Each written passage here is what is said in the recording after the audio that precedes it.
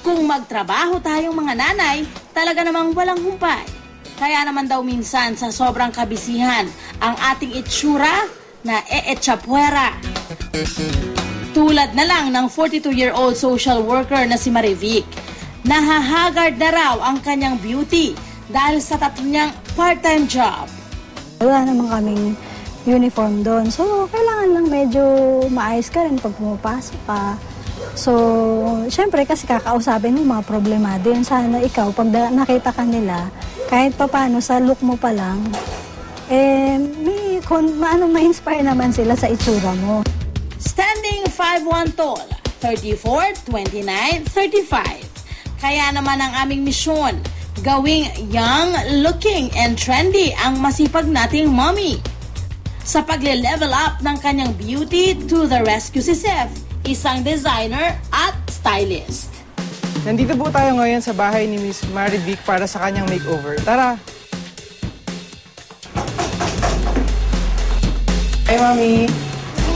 Ako po si Seth at andito po ako para sa inyong makeover today. Sige po. Pagka day wear natin, pwede tayo magsuot ng puti. At i-prepare natin siya sa puti rin namang pantalon. Nagbibigay po ito ng illusion para mukha kayo mahaba. Kasi isang kulay siya, tapos continuous siya. Opo. Ang number 1 daw na dapat tandaan ay ang pagpili ng mga kulay na babagay sa kanyang petite figure. Bukod sa mas light ang feel, nakababata raw tingnan ang all-white outfit. Pagdating naman sa mga print, check daw ang mga maliliit na design. Pag petite frame po, hindi po tayo dapat nagsusot ng sobrang lalaking prints kasi kakainin po tayo ng damit.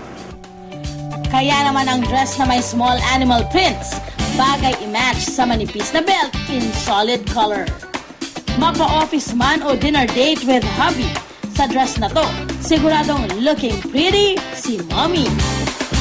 At ang mga damit na dapat naman niyang tanggalin sa kanyang closet.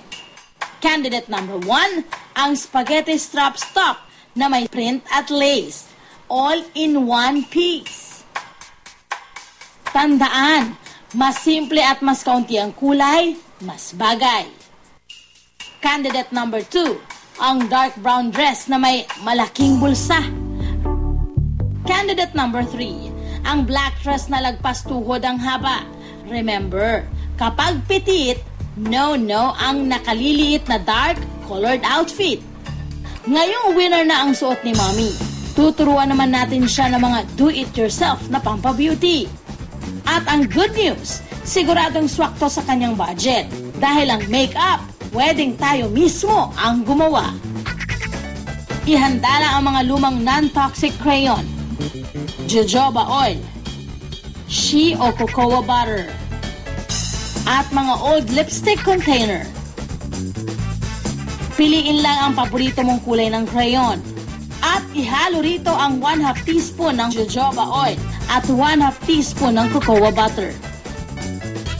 Pagkatapos buhusan ng mainit na tubig, haluin ng mabuti ang mga ingredient. Crayon kasi made of paraffin wax and pigments. If ang ginamit natin dito is walang harm na maidudulot, kasi yung ingredients na ginamit is really non-toxic, mga natural ingredients. At take note, good for the lips daw ang shea or cocoa butter. Pareho tong nakakapag-soften ng skin. At the same time, ang cocoa may, both cocoa and shea butter, meron niyang antioxidant ingredients. Kung hindi makahanap ng cocoa o shea butter, pwede ring alternative ang coconut oil. Sa halagang 60 pesos, may instant lipstick ka na. Ang susunod nating gagawin, ang homemade lip and cheek tint. Kailangan lang ng beets o remolatsa na mabibili ng 15 to 20 pesos kada 3 peraso sa supermarket. 1 kutsara ng honey at 2 kutsara ng olive oil.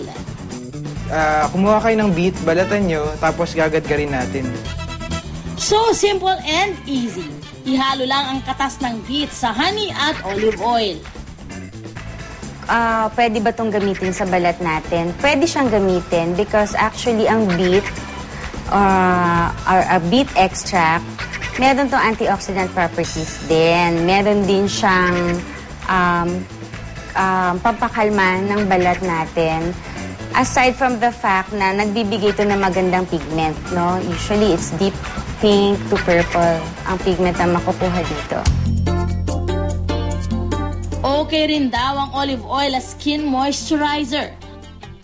At ang honey naman, For the skin, ang honey, it can really moisturize. In fact, na kung merong mga eczemas doon sa balat, sa part ng balat na yun na a-applyan nitong cheek tint with honey, pwede ring makalma ng honey.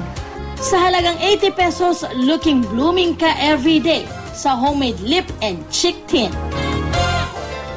From head to toe, ready na si Mommy Marivic to face the world. Tandaang hindi kailangang mag-over sa budget para sa isang successful makeover project.